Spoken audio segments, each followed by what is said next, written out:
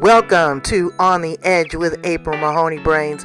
Here, this is the spot where the conversation is pointed, the guests are sharp, and the responses are never dull. Welcome home, Brains. There's only one requirement to hang out on the edge, is that you open your big brain and close your small mind. Did you bring your thinking caps? It's time to put them on, because the conversation starts now.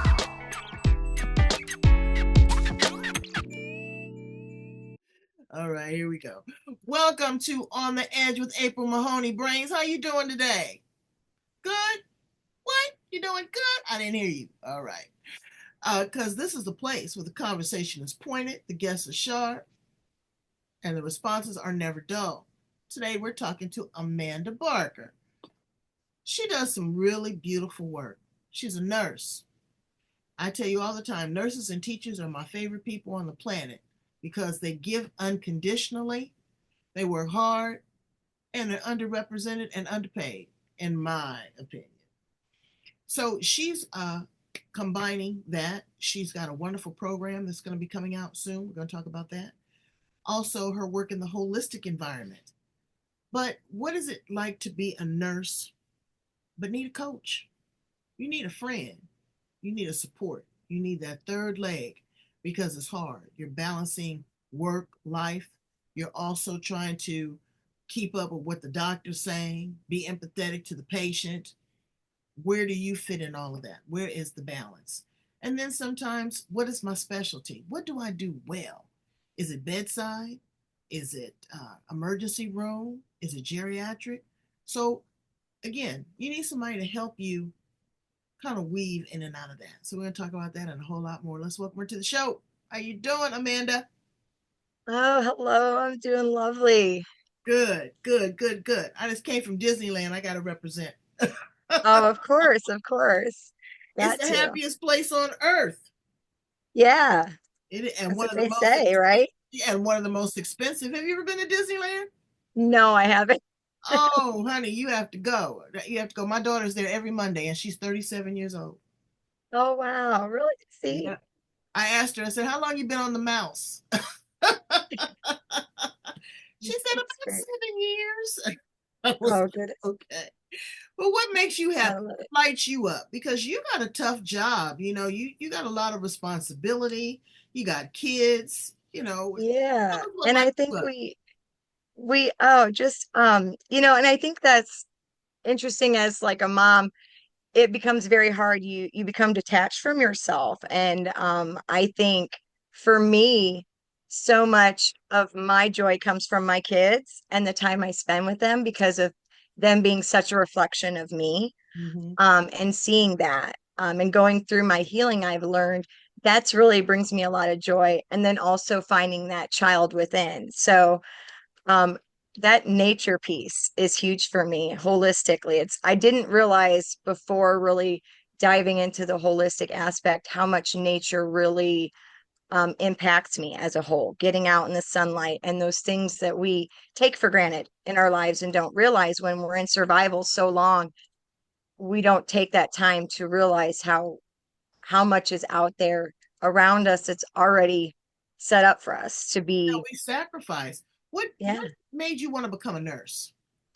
Actually, I've always had that kind of caregiver personality about me, even from childhood. I always wanted to teach. You mentioned teachers, so I found it interesting because nursing became something. I was pregnant with my oldest daughter at 17, and I wanted to get into something. I knew I had to take care of her, and saw that as initially something I knew I could always enjoy because I would be caring for people, but also teaching them as well. And so that's what led me into nursing. And then I just fell in love with the whole process. Well, I took care of my mother. My mother lived with us for 30 years. It was cool. She didn't get really bad sick. She had diabetes and stuff, but not until like the last year or two. And caregiving is no joke. And I'm gonna be transparent, brains. It's not what it's all cracked up to be. It's not shit and giggles. Okay, it's not Yeah. fun. You get cranky, you get annoyed, you get tired, your body aches, lifting, changing, cooking, cleaning. Sometimes you just want to lay there and somebody calls your name and you want to come up out the ground. Yeah. And you're like, Burnout is really? very real. It's very real. So that's just from a caregiver. That's not my profession. If I had to do that for a living, I don't know. One of my dear friends that's a nurse said that her patient bit her, and then the family told her off. Yeah. And she went back in there with a smile. And you know, when people mistreat the nurses, mama's always said, you don't mess with people to give you your food or your medicine. But Well, nurse, and that's very real. The processing of that kind of environment too, is very real. The aspect of caregiving from nurses, we talk about a secondary PTSD. Like healthcare workers literally have that. We went through COVID. That really sparked in me because I went through severe burnout to the point that it also affected, it affects every aspect of your life. And I had to take time and go, what was important to me? And being a better mother and a better woman was what was important to me, and just a better person all around. And when I started working on that, that was when I started to realize um, that we all struggle in those areas, that we're all in that survival, and that need to pause. It becomes so vital when you are down to that burnout. And I think my doctor even said to me, you weren't just burnout, it was you were burned out completely. mm, And nurses and caregivers, especially if you're doing that as a profession, it happens so quickly. And then you start to go through the moral aspect of it because you are so burned out that you just can't give anymore.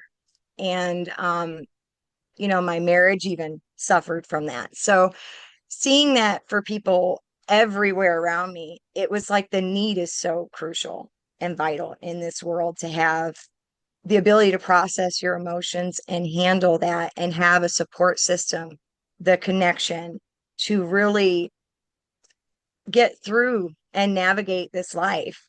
Um, we think we're superhuman sometimes with our ability, but we don't work on our capacity, absolutely, um, absolutely. the capacity to adapt. What you're pouring into other individuals. Now, if I came to you as a nurse coach, well, what would you do? How would we start? What would we look at? I mean, Well, I we would, find a lot of it, but again, yeah, how do we make time? You know, there's only 24 hours in a day. How do we make right. And the beauty of 21? being a nurse coach is that I look at not just what we're dealing with from the coaching side and being well and the mental health aspect of that, your emotional health, but your physical things going on, because we can't always give that time to our emotional health because we are dealing with life needs. So we have to look at that whole approach, and that's where that holistic piece comes in for that. Um, I'm very big on, I have that ADHD aspect too. So it's like I'm very big on it needs to be incorporated in my life to do quickly. So I focus more on modalities that are going to be something you can take 5 seconds over here, take these deep breaths, do them a certain way that will help calm you, or you can take these moments throughout your day to reset your nervous system, get you calmed down, process what you need to in appropriate times, and making it still something that you can do throughout your day. Mhm. Because not everyone can take an hour to sit and meditate Right. every morning to get their system reset. It can't always be realistic like that. We have kids, we have family that really need us, and we want to give. It makes us feel good to give. That's why it feels good to give. It causes those chemical responses. So it's good for us to do that, but we can't give when we're empty. Exactly. And you So know how what? do we Tell you something refill? I'm gonna tell you something about that giving. That's some trickery too. Sometimes you have to take. Okay. I don't have a problem with that because Right. again, I love my mother to the moon and back. We was Mhm. peanut butter and jelly. But sometimes I would say, look, okay, lunch is going to be a little late today, or you're just going to get a peanut butter and jelly sandwich. You're not going to get the full on salad and all that kind of stuff. I would Mhm. take time for myself. I would carve Yes. and say, look, this hour, don't call me, don't talk to me, Mhm. don't open the door, don't do anything. This is my time. When I'm in the bathroom and I'm taking a bath, that's my time. I deserve that, and delegate. So many women don't delegate. You don't have to do Yes, everything, queen. You really don't.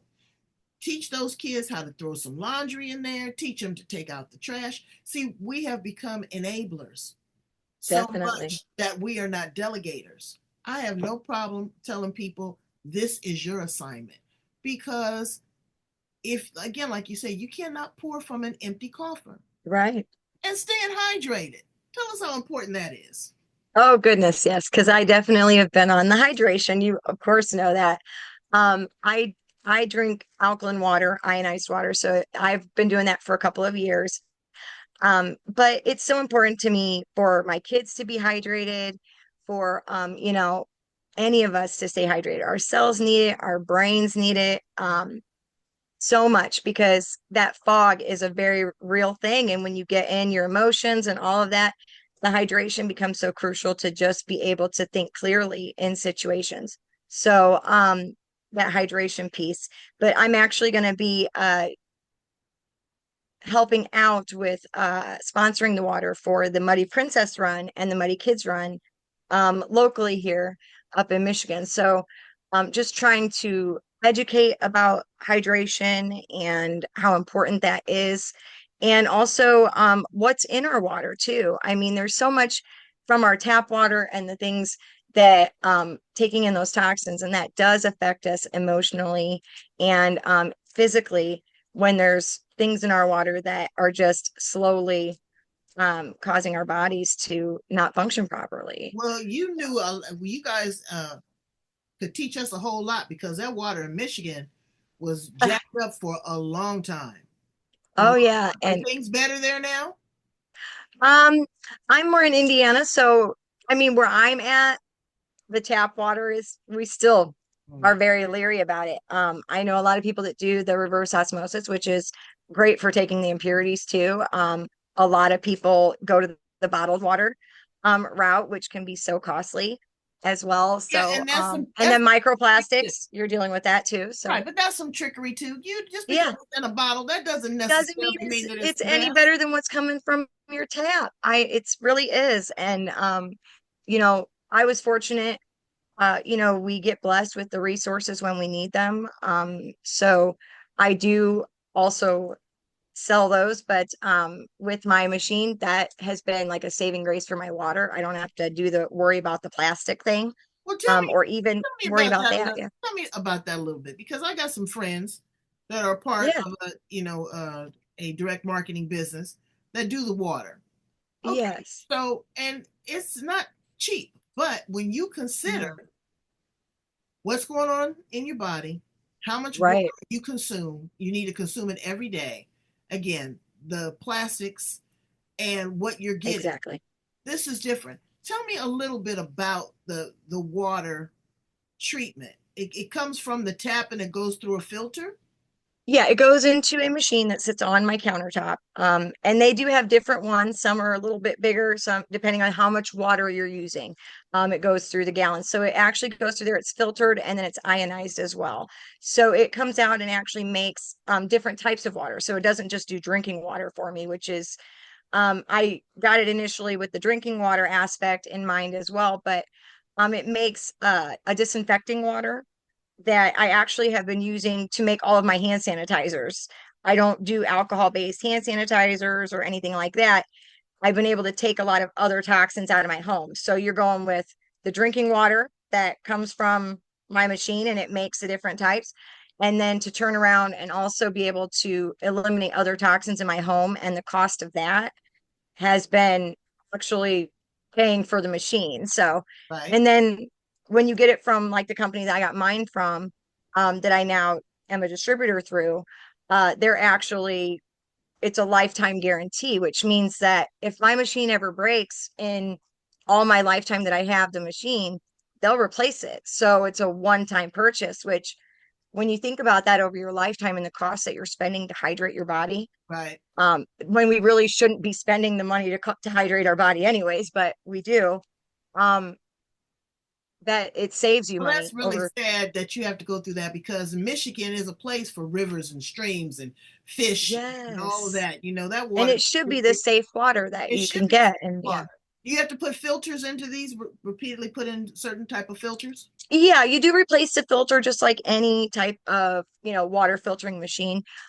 You would replace that depending on how many gallons you're using. I do mine roughly about once a year. I have to change it out. It does tell me, and there's a cleaning of it as well. I'm cleaning it monthly. The maintenance of it is essentially minimal when I think about it. And because mine is a medical grade machine, I actually can write all that off on my taxes Oh, as like health expenses. and the water, Because sometimes your elimination, brains, you think that the water just goes through um, your bladder, but you have to be sure of the water that you have also that comes out of the bowel yeah, because it's another part of elimination, you know. yes. And your So sweat and everything. exactly. So that might be something to look into. I recommend that Mhm. you give Amanda a call. You want a little bit more detail about that. Let's ask you Definitely. some fun stuff. How about that? Fun stuff. I like the fun stuff. Some fun stuff. If I came to visit you in Indiana, where would you take me?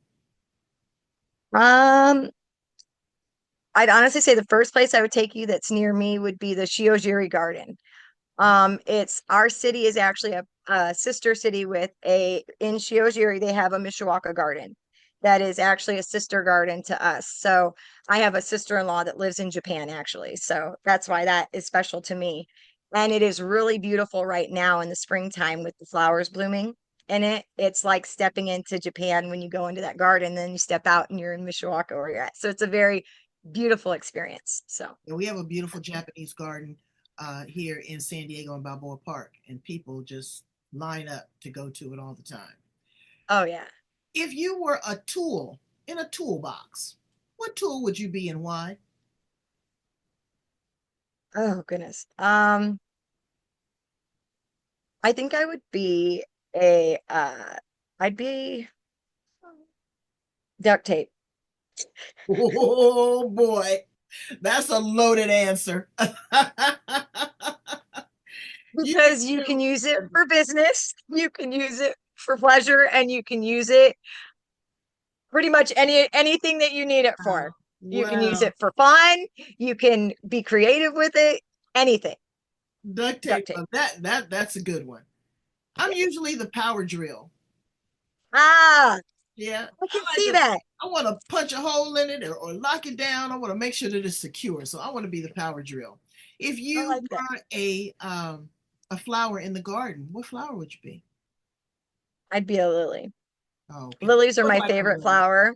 And actually, I found out recently in looking up names, uh, and their meaning, I found out my middle name actually means lily, and I never knew that until recently. Oh, So that's yeah, beautiful. That's beautiful. Yeah, I like calla lilies are my favorite. they're Especially beautiful. this time of year, Hmm. Easter time and when they bloom and in the fall, that's wonderful. If you were an appliance in the kitchen, what appliance would you be? An appliance in the kitchen. Ooh, goodness. Well, I do the water thing, so I'm gonna have to be like the water filter. I gotta do the water filtration, the Okay. machine. I'd be my machine, my K8. Yeah. I I changed everything about me has to do with water, so exactly. I changed mine today. I think I'm going to be the garbage disposal. I see that because that is an alchemist right there. Yeah, I want to grind it up, get rid of Yep, whatever no longer serves me. Just yep, dispose of exactly. it. If you could time travel, Amanda, if you could go back to the past, project to the future, stay here in the present, where would you land? Um, Honestly, I think I would be present. I think if I went in the past, I'd worry too much about changing something. Hmm. And the feelings I have about how I've gotten to this point and the synchronicities, I can't take those for granted. So I need to keep those. Um, and knowing the future, I think that would contribute to anxiety. And why would I want to do that? Okay, I get you. I kind get of would almost be like, I'd rather not know. I'd rather just, I want to enjoy right now. right I in the really moment. do. Exactly, because the present is all that we really have, and they call it the present Exactly. because it's the gift. Now you Yes. have two children and you're a single parent. I have four. No, shut the front door. I thought you had two. Girl, you got four kids?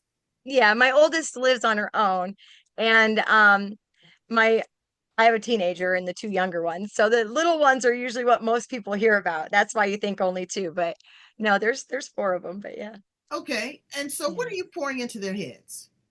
You You're doing know, a lot of coaching stuff and you're doing a lot of holistic stuff, but the world is ever evolving and these kids are in the future. We may be in the present, but they are straight oh in the yes. future. What are you pouring into them? I think, and in my situation with my husband, we're separated and going through the divorce, there's time that they're with dad and dealing with parenting, that co-parenting piece. That's been a big thing for me in point, making sure that what I say around them, they hear everything, speaking into them before they go to sleep at night, speaking into them when they wake up, teaching them how to cope with their environment and adapt has been the biggest thing. How do we adapt those emotions and what we are seeing in the world around us? We can't change those things. We can only look at how we're coping with the situations. I have a very highly sensitive 8-year-old that is always on that high anxiety, and my ability as a parent to be regulated and calm with her and just let her feel what she's feeling, that's been the biggest change for my kids. My 5-year-old even said to me last night, and the way she said it, I was just like, it gave me that mom, you're doing a good job feeling, we don't get a lot of those said to us, but she said last night she was upset. She couldn't sleep. And I said, do you want me to walk you? And she said, yeah. So I picked her up and I carried her around maybe 5 minutes, if that, Mm, held her, let her have her moment. And she said, I think I'm ready to lay down. And she looked at me and she says, Mom, I just needed a little bit of extra care tonight. That's all I needed. And she laid down and went to sleep. And I was like, that's kind of what it is, you know. We absolutely. need to we need to have that extra care, the extra care to ourselves, that extra care to those around us. Um, and just take that extra few minutes and What's just so hold important space. is that she was able to communicate that to you.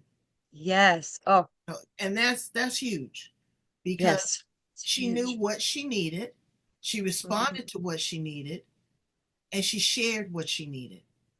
Yeah. And brains, we could take some notes from that playbook because we don't.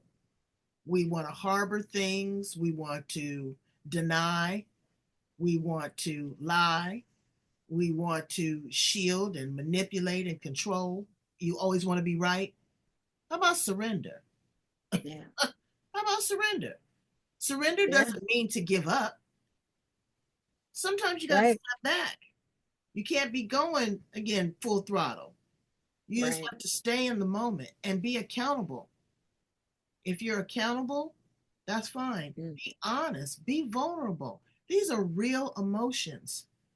All right. They're so valuable. So valuable. And Let's taking that space to say I'm still learning all the time too. absolutely. Um, I feel going through my healing, the biggest mirror is those kids. I mean, you can watch children and go, wow, they're literally going to mirror back what you give them. Mhm. So when I see my own traumas and triggers come up in my kids, that's when I'm like, me working with my kids and myself, it's just exponentially holds that healing space for both of us. So we're all getting it. They're seeing me do and take the space for myself and also for them. So then they know they've got to take the space for themselves and they've got to pause and go, what am I feeling right now? What do I really need right now? Is it, something simple like I need to eat something, and that's suddenly making me lash out at everyone around me. Um, Sometimes it really is that simple. Um, and we as adults don't want to always go to that simple. We want to overthink it. Right. And our bodies are simple in a lot of ways. They're complicated, but they also have very simple needs as well. So seeing that aspect of it is just Well, that's beautiful because that beautiful to is see. the perfect example of self-care. Yeah, Again, like I said, if it's my hour time, that is my hour time. I own it. If I'm in the bathtub taking a bath, that is my time. You have to be selfish with that because people will, they'll merge into your lane. yeah, Absolutely. And they won't even put on a signal light. right, They'll just run you right over. So you have to, again, I know that it's hard sometimes, but definitely. people are demanding of you. You can be demanding and respectful of yourself. Nobody's going to love you and protect you like you do. So that's really, really important. And I'm so Mm. proud of you, Amanda, to be the mother of four and be a nurse, but also want to coach and help others. So, Amanda, you're going through a time of flux yourself, personal Right. transformation and change. What words of encouragement or support could you give another woman that is going to be a single parent, that is going to be the pretty much the breadwinner of their home, Right. that might be wanting to start another relationship moving forward? There's a lot going on right there, holding down a job. What would you say to her? Um, I would definitely look at telling her just take it one day at a time, even one moment if you have to. What can I do right now? Where am I at right now? And I think bringing yourself to focus on right now starts to take away all of those other little pieces. What can we impact now? And when you start doing one little piece at a time, you look back and it just suddenly you realize you did all of this in that time. And definitely reach out to I would definitely want them to reach out to anyone that can support them. Um, because I went through feeling like I didn't have the support, especially when you lose a large part of your life. Um, we all experience that. And I think that's a piece we get used to doing on our own. We don't want to reach out to our other people and just reach out. You'll be surprised what you find. People will be more receptive to support you. And shut down the naysayers. Yeah, yeah, you have to, yeah. All the people that, in that negative echo chamber of nonsense is what I call Hmm. it. Everybody's got an opinion. Everybody knows something. Everybody this. You know what? Uh, as my daughter says, mind your business and drink some water. Yeah, see, there you go. Exactly. And that's Exactly. what you have to do. Yeah. Because everybody doesn't know your situation. You're going to have to make concessions, ebbs and flows. You're going to have good Yep. days, you're going to have bad days, but I don't need that. But Right. also, when we're going through a challenging time, don't always pour into the same reservoir because folks get tired of you and they get annoyed too. They don't want to hear it. Yeah. So you got to figure out, who is the person that your sounding board. Right. Your kids, they're going to get on your nerves too. Have some Yeah. sort of hand signal like, okay, time out. You know, Right. mommy needs a Need a time. minute. Yeah, let me Right. decompress. Let's park this and come back and visit in about 30 minutes and see where we are. But you have to facilitate those things. You have to navigate those streams. Exactly. So tell us a little bit about your program and how to get in contact with you, Amanda. So my program, I'm going to be start doing it initially for 3 months to continue support. If it hits off really well, which I'm expecting it to, it'll continue from there to be a more supportive piece for that, an ongoing one. But it is about caregivers and just nourishing that caregiver soul. What we need to rest, those tools, providing a way to increase the capacity for us to be able to adapt to our environment and what's going on. Those caregivers that maybe have elderly family members, and giving those tools to kind of process those emotions.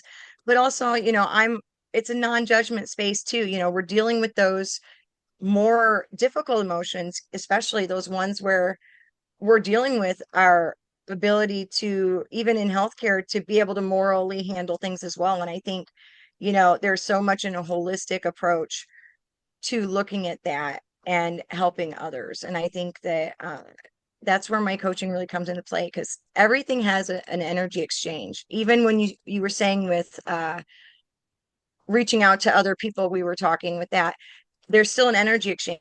And that's why you want to kind of split up the people that you're reaching out to, because it can be draining, and it's draining in the healthcare environment and draining in the home environment as well. So kind of learning how to kind of reset and recharge that, with somatic techniques, EFT, tapping, as well as the basic nursing ones, our nutrition and hydration aspects too. So there's education in that that's going to be for every aspect of your needs. So and that actually, right now they can reach out to me on my Facebook or Instagram, and I can send them the link to be able to go through. It's done through Thinkific, excuse me if I can say it right, but I'll send the link stuff for that as well, when they reach out to me, because I'll want to do an assessment to see if it's something that's right for them Absolutely. at first. So Because it's very customized, it's very personalized. It's yes, and that's the thing. not I a really am big on the individual aspect of that. You need to have some individualization. So when we look at EFT tapping, I can do different methods for that that will be catered to what they need. So I want to do an assessment initially for that. But yeah, Now, Brains, when you look at this, I normally would have said, no, you got too much light that's going through. You're going to see streaks of blue. On Amanda's, it would be her left side. And it's going down the side. But you know what? I'm feeling something. I'm feeling that that's a part of her aura. I'm not saying just like, oh, this is just like a visual thing, or this is an audio thing that's going on with the video here. It's right. actually a streak of energy. And I feel Yeah. that. And I give you your flowers for that. And I respect you for that. Mm. Because it's not just on the outside, but it is radiating from the inside. Yeah. And just keep doing what you're doing. You can't go wrong. Pace Oh, yourself. definitely. To whom much is given, much is required. Okay? Oh, definitely. And There goes. when we increase our capacity, we can jump in and say, all right, I'll take that challenge on. So Absolutely. Well, good. I definitely. hope I hope you have abundance. Okay? Oh, definitely. It's coming. Absolutely. Brains, Always. go in, check out the water. I'm telling you, the water is the business. Uh, Talk to Amanda about the coaching. If you are a nurse and you need support, have a consultation with her. Be able to offboard some of that stuff. Cry with her, talk to her. She may have something she wants to share with you. You never know until you try. Okay? You don't know what you don't know. Go in and know more by love, liking, and sharing these interviews that we have on Spreaker, Apple, Google, Podbean, Spotify, YouTube, Facebook, Instagram. We're all over the planet because we want to give you the best and take you to your highest and greatest good. Thank you so much, Amanda Barker, for being on the show with me. I Thank you. appreciate you. I appreciate you too. Love you, dear. All right. Bye, Brains. Have a good day.